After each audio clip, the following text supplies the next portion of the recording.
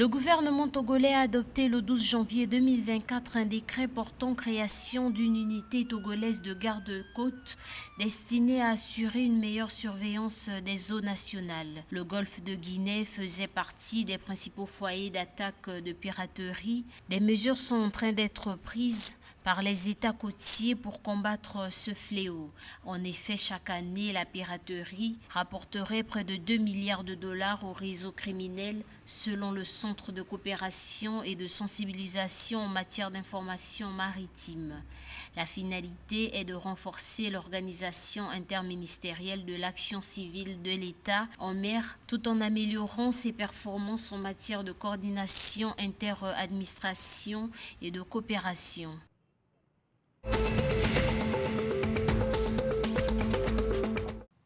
Au Burkina Faso, le Conseil constitutionnel a donné son aval pour la constitution révisée du 30 décembre 2023 par l'Assemblée législative de transition. C'est à travers une décision rendue publique vendredi 12 janvier 2024 que les juges ont déclaré régulière la procédure de révision. Le président de la transition, Ibrahim Traoré, procédera à la promulgation synonyme de son entrée en vigueur. À noter que cette nouvelle loi fondamentale du Burkina Faso contient plusieurs innovations majeures, à l'instar de l'officialisation des langues nationales. À cet effet, les langues nationales seront désormais officielles en lieu et place du français qui ne sera avec l'anglais que les langues de travail.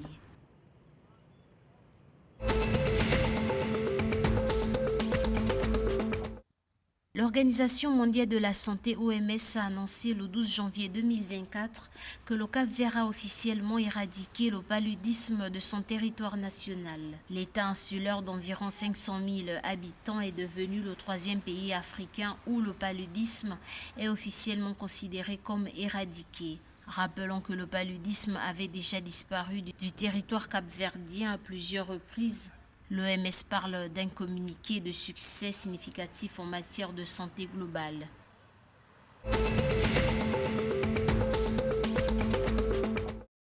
Au Sénégal, la production horticole a atteint un record passant de 905 000 tonnes de fruits et légumes à 1 600 000 tonnes de fruits et légumes entre 2012 et 2023. Une annonce faite le 11 janvier 2024 à Dakar par le directeur de l'horticulture, le Dr Macoumba Diouf. Durant la même période, les exportations de fruits et légumes sont passées de 56 000 tonnes à 220 000 tonnes, générant ainsi des rentrées de devises de 77 milliards de francs CFA par an, a ajouté le Dr Diouf.